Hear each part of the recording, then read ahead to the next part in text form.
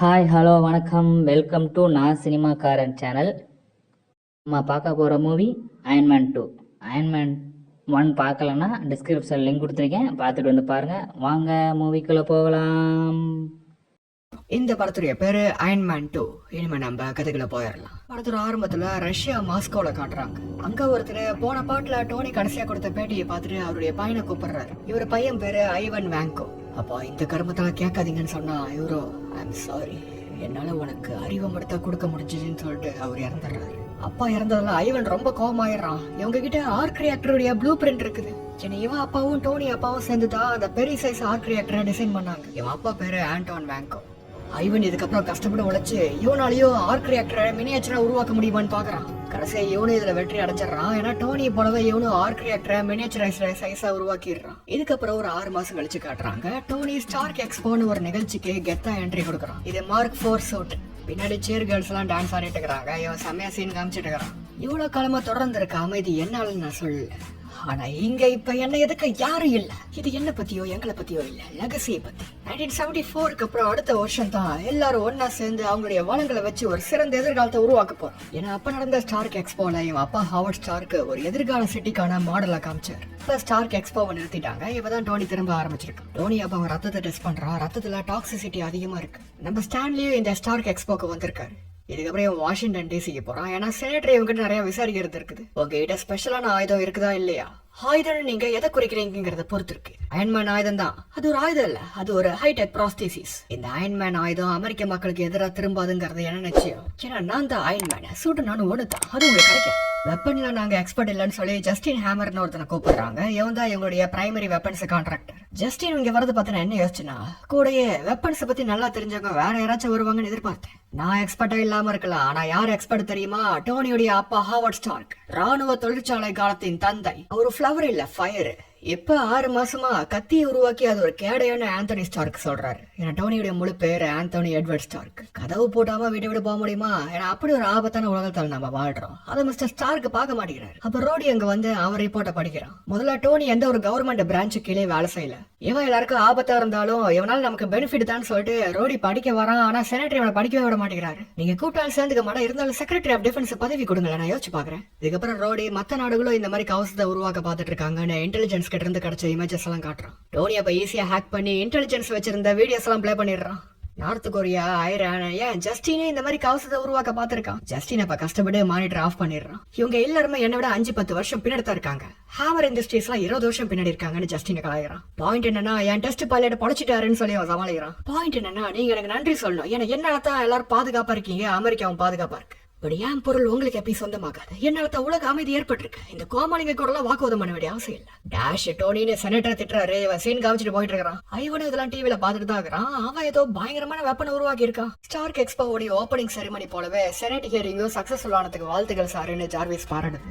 Dummy கிட்ட ஒரு juice அரைக்க சொல்லிருக்கான். அது வர சொதப்பிட்டு இருக்கு. உன் மதர் போர்டை ஊற வச்சு உடனே நான் வைன் வைக்கிற ரேக்க பயன்படுத்திக்கவும் பாத்துக்கோ. குளோரோஃபில் அதிகம் உள்ள ஜூஸ் மாதிரியான லிக்விட் இது. இதே ஒரு நாளைக்கு 80 ounces குடிக்கணும். ஏஜ் ஆஃப் ஆல்ட்ரான்லயே இதை லைட்டா காட்டுவான். இது ரெக்கவரி ட்ரிங்க்னு சொல்லி. இவன் ஆர்க் ரியாக்டர்ல உள்ள பல்லடியம் தான் இவன் ரத்தத்தை டாக்ஸிக் ஆகிட்டு இருக்கு. அதனால தான் இந்த லிக்விட குடிக்கிறான். அயன்மேன் சூட அதிக பயன்படுத்த இந்த மாதிரி ஹெல்த் டேமேஜ் ஆயிட்டே இருக்கு. பல்லடியம் கோர் வேற அப்பப்ப இந்த மாதிரி புகஞ்சிட்டே இருக்குது. இது அடிக்கடி மாத்திட்டே இருக்கு. சிம்பிளா சொல்ல போனா எது இவனை காப்பாத்துருச்சோ அத்தான் இவனை கொண்டுட்டு இருக்கு.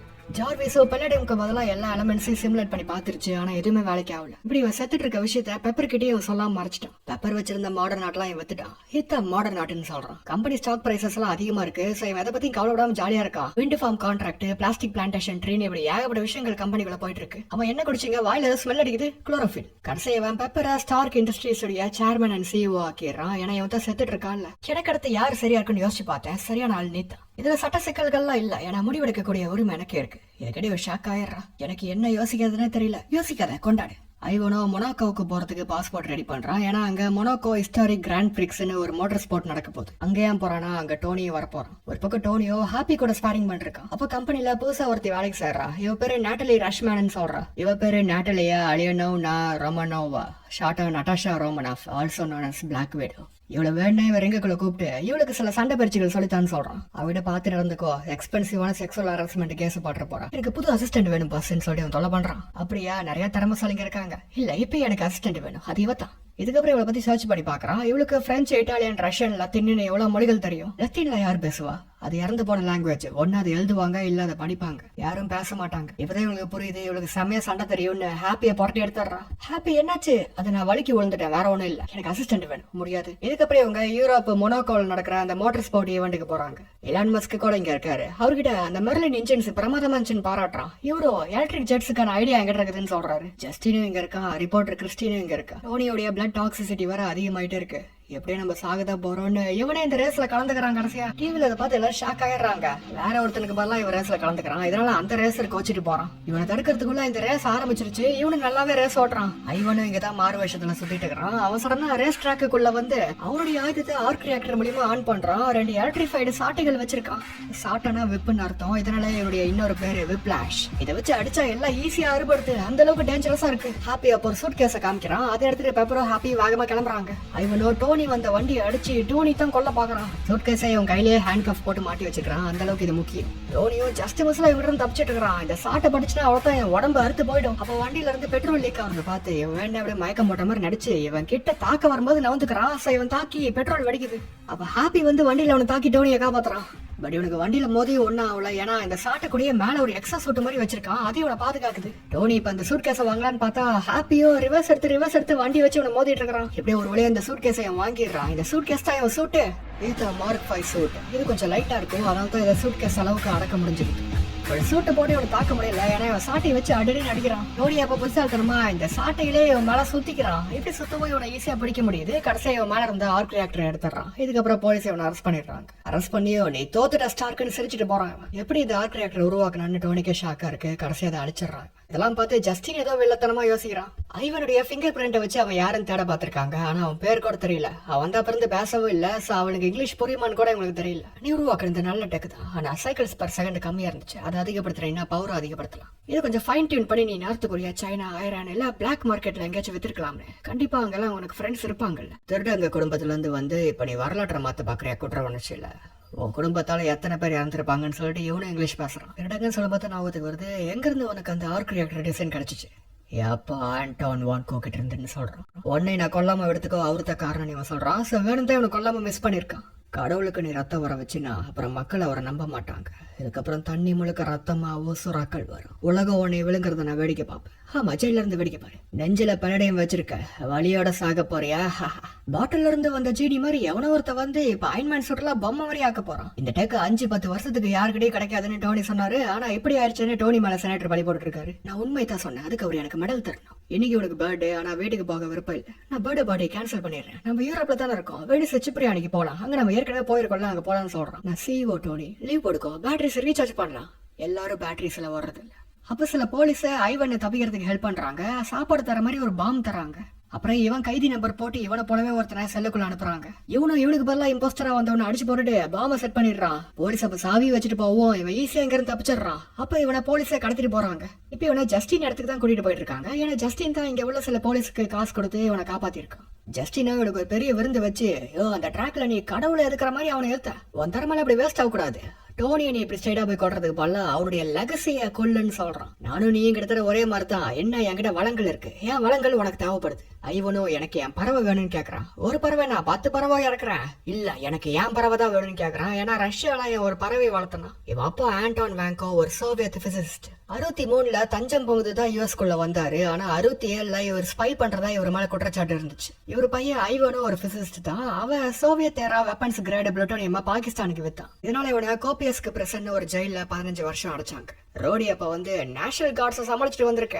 அவங்க டேங்க்ஸோட பசிபிக் கோஸ்ட் ஹைவேல வந்து இந்த சூட்ஸ் எல்லாம் எடுத்துட்டு போறதா இருந்தாங்கன்னு சொல்றான். 20 வருஷங்களுக்கு இந்த டெக்கை யாரும் கண்டுபிடிக்க மாட்டாங்கன்னு சொன்னா, ஆனா நேத்து ஒருத்தர் எங்க இருந்தோ வந்திருக்கான். ஆனா டோனியோட நிலைமையா இப்ப மோசமாயிட்டே இருக்கு. உடம்பு சரியில்லாம போயிட்டு இருக்கு.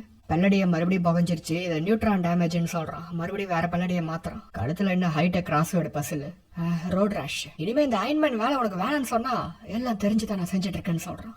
நியூயார்க் குயின்ஸ்ல ஹேமருடைய ஒரு ஃபெசிலிட்டி இருக்கு. அங்க அவன் அயன்மேன் சூட் மாதிரி நிறைய ப்ரோட்டோடைப்ஸ் உருவாக்க பார்த்திருக்கான். முடியலன்னு தான் ஐவனை கூப்பிட்டுருக்கான். அவன் உங்க சாஃப்ட்வேர் குப்பை மாதிரி இதுன்னு சொல்றான். ஏன்னா நொடி பொழுதுல இவங்க பண்ணி இந்த என்கிரிப்ஷன்லாம் தாண்டி ஃபயர் வாலை தாண்டிட்டான். பார்த்து இதெல்லாம் $125.7 பில்லியன். இதுக்குள்ளதான் பைலட் போக போறாங்க. அதுக்கான ஆளுங்க தான் தேடிட்டு இருக்கோம். பென்டகன்ல 25 வருஷங்கள் நான் நிலையா இருக்கணும். அயன்மேன் எல்லாம் பழசங்கிற மாதிரி நான் ஸ்டார்க் எக்ஸ்போல கெத்து காட்டணும்னு சொல்லவோ இவனு ஒத்துக்கிறான். டோனி அவன் பர்த்டே பார்ட்டி கேன்சல் பண்ணலான்னு தான் பாக்குறான். ஆனா கேன்சல் பண்ணா மத்தவங்களுக்கு சந்தேகம் வந்துடும்ல, இவனுக்கு ஏதோ பிரச்சனைன்னு. ஒருவேளை இது அவனுடைய கடைசி பர்த்டே பார்ட்டியா இருந்தா நீ என்ன செய்வேன்னு கேட்டதுக்கு நடாஷாவோ நான் இஷ்டப்படி இருப்பேன்னு சொல்றான். இதுக்கே டோனியா அவன் சூட்டை போட்டுட்டு குடிச்சிட்டு பார்ட்டியில கூத்தடிச்சிட்டு இருக்கிறான். ரோடி தான் மத்தவங்களை சமாளிச்சிட்டு இருக்கான். இன்னும் ஒரு நாள்ல அயன்மேன் பழையபடி வந்துருவாருன்னு சொல்லி. டோனி இந்த சூட்டை போட்டு எப்படி பாத்ரூம் போவீங்கன்னு கேட்பாங்க. நான் சூட்லயே போயிடுவேன். சூட்லயே பீஸ் அடிக்கிறியா? சூட்டா ஃபில்ட்ரேஷன் சிஸ்டம் இருக்கு, அந்த தண்ணியை கூட குடிக்கல. ஒன்னு பார்ட்டியை முடியும்னு சொன்னா இவனோ கைஸ் பார்ட்டி முடிஞ்சிருச்சு. இதுக்கப்புறம் 4 மணி கழிச்சு ஆஃப்டர் பார்ட்டி ஆரம்பிக்குது. பார்ட்டி பிடிக்காதவங்க அந்த கதவுலையா வெளியே போயிடுங்கன்னு பெப்பரியா அசிங்கப்படுத்துறான். இதுக்கப்புறம் பொண்ணுங்களா ஒவ்வொரு பொருளா வீச அதை சூட்டு விளாண்டுக்கிறான். இதெல்லாம் பார்த்து ரோடி பொறுக்க முடியாம அந்த மார்க் 2 சூட்டை போட்டுக்கிறான். எல்லாரும் வெளியே போங்க, உனக்கு இந்த சூட்டை போட தகுதியே இல்லை.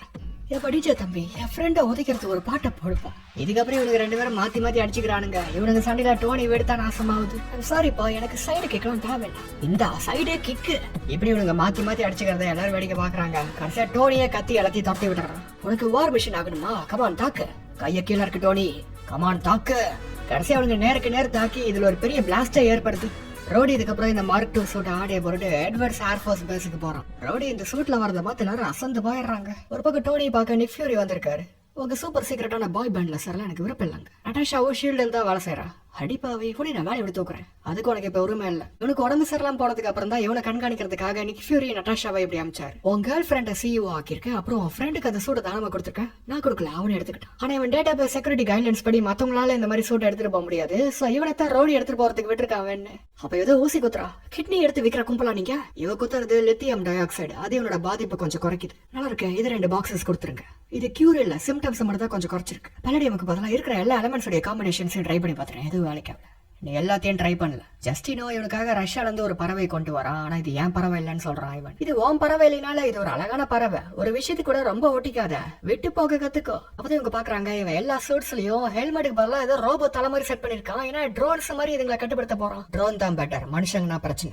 கவர்மெண்ட்டுக்கு தேவை சூட்ஸ், அயன்மேன் போல மக்களுக்கு அத்த சந்தோஷம். ஒரு விஷயத்துக்கு கூட ரொம்ப ஒட்டிக்காத, விட்டு போக கத்துக்கோ. ஒரு பக்கம் ஜெனரலோ மார்க் 2 சூட்டை ஜஸ்டின் கடை கொடுத்து வெப்பனைஸ் பண்ணலான்னு முடிவு எடுக்கிறாரு.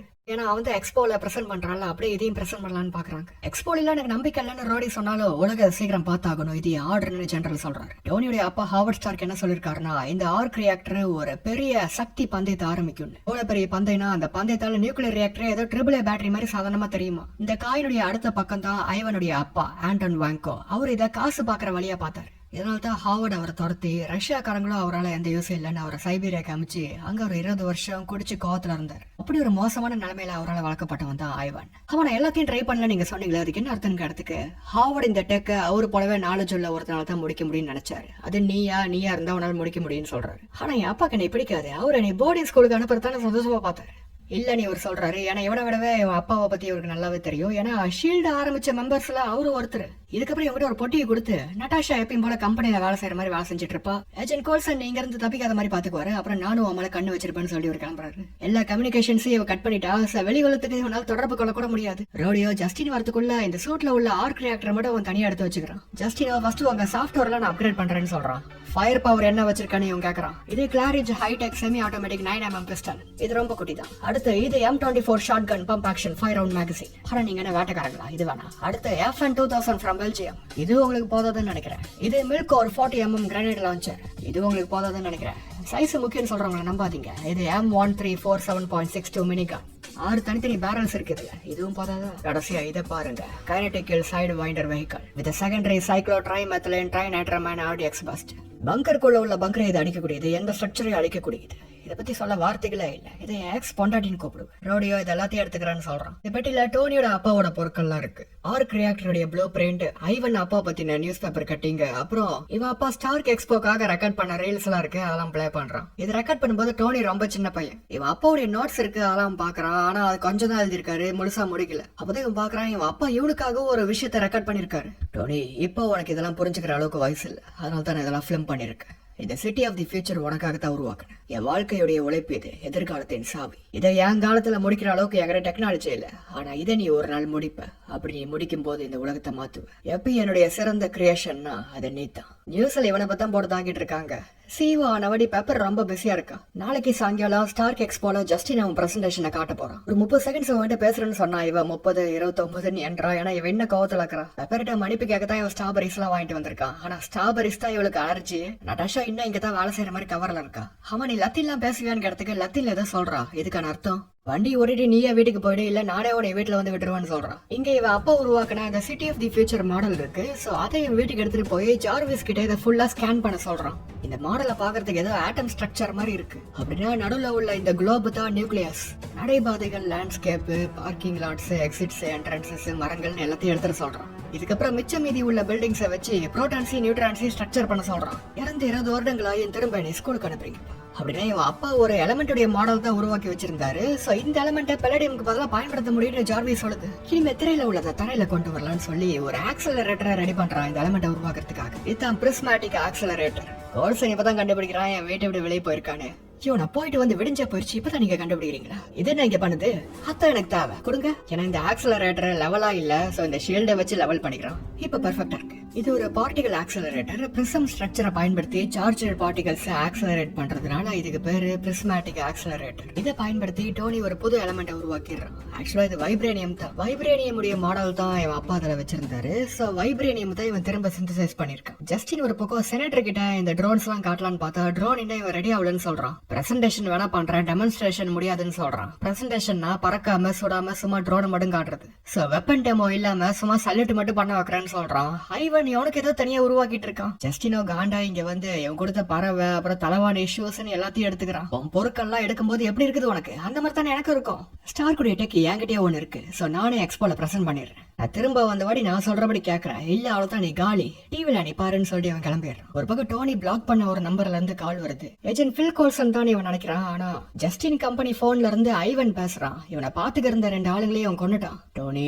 நீ சொன்ன மாதிரி சைக்கிளை டபுள் பண்ணி பவர் அதிகப்படுத்திட்டேன். 40 வருடங்களா உன் அப்பா என் குடும்பத்துக்கு என்ன செஞ்சாரோ அதை உனக்கு நான் 40 நிமிஷங்கள்ல செய்ய போறேன். அப்ப இவனை ட்ரேஸ் பண்றதுக்குள்ள இவன் காலை கட் பண்ணிடுறான். இந்த பிளாக்கோட நம்பரை வச்சும் அரைக்குறையா ட்ரேஸ் பண்ண இடத்த வச்சும் ஐவன் ஜஸ்டின் கொடுத்தா வேலை செய்யறாங்கிறதையும் கண்டுபிடிச்சிட்டான். அப்ப ஜஸ்டின் எக்ஸ்போல பிரசன்ட் பண்ண போறாங்கிற நியூஸை பார்த்து இவன் எக்ஸ்போக்கு கிளம்புறான். ஜார்விஸ் வைப்ரேனியம் இன்னும் முழுசா டெஸ்ட் பண்ணல, இருந்தாலும் இப்ப டைம் இல்லன்னு சொல்லி எடுத்துக்கிறான். இது உடம்புக்கு நல்லாவே செட் ஆகுது. ஏதோ தேங்காய் உலோகம் டெஸ்ட் மாதிரி உனக்கு ஃபீல் ஆகுது. அயன்மேன் வந்ததுக்கு அப்புறம் நம்மளா ஓடி ஒளியிற காலம் போயிருச்சுன்னு நினைச்சோம். ஆனா டோனி அந்த டெக் அவரே வச்சுக்கிட்டார். பட் இன்னைக்கு நான் உங்களுக்கு காட்ட போற விஷயத்த பார்த்து உங்களுக்கு எழுதுறதுக்கு மைய தீரப்போகுது. யுனைடெட் ஸ்டேட்ஸ் மிலிட்டரியுடைய புது முகம்னு ட்ரோன்ஸ் அறிமுகப்படுத்துறான். ஆர்மி, நேவி, ஏர்போர்ஸ், மெரைன் ஒவ்வொரு பிரிவுக்கும் ஒவ்வொரு வகையான ட்ரோனை காமிக்கிறான். பின்னாடி சேர் லீடர்ஸ் நிக்கிறதுக்கு இது எவ்வளவு பரவாயில்ல. அது மட்டும் இல்ல, வேரியபிள் த்ரெட் ரெஸ்பாண்ட் பேட்டில் சூட்டுடைய முதல் புரோட்டோடைப் இது. இதுக்குள்ள உள்ள பைலட் ஏர்போர்ஸை சேர்ந்த லெப்டினன்ட் கர்னல் ஜேம்ஸ் ரோட்ஸ்.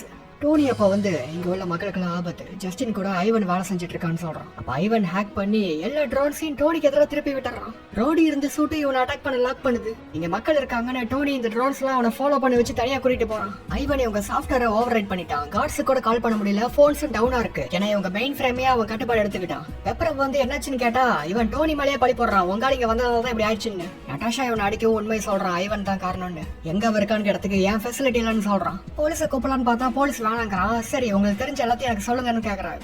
நட்டாஷாவா ஹாப்பியா கூட்டிட்டு ஐவனை பிடிக்கிறதுக்கு கிளம்பிடுறா. ட்ரோன்ஸ் எல்லாம் விடாம டோனி சேஸ் படுத்துங்க. அப்போ ஒரு பையன் அயன்மேன் மாஸ்க் போல ஒன்னு போட்டு வந்திருக்கான். சோ இவனை அவன் நினைச்சுக்கிட்டு ஒரு ட்ரோன் இவனை கொல்ல பாக்குது. எப்படியோ ஜஸ்டின்ஸ்ல டோனி இந்த பையனை காப்பாத்திடுறான். இந்த பையன் தான் பீட்டர் பார்க்கர்னு ஒரு ஃபேன் தியரி இருக்கு. நட்டாஷா கார்லயே காஸ்டியூம் மாத்தலான்னு பார்த்தா ஹாப்பியா வெடிக்க பாக்குறான். ரோட்டை பார்த்து வண்டி ஓட்டு நீ வந்துட்டுறான். டோனியோ இந்த சேசிங்லயே ஒவ்வொரு ட்ரோனா இடிக்க வச்சு காலி பண்ணிருக்கான். இங்க ஜஸ்டினுடைய ஃபெசிலிட்டில கார்ட்ஸ் நிறைய பேர் இருக்காங்க.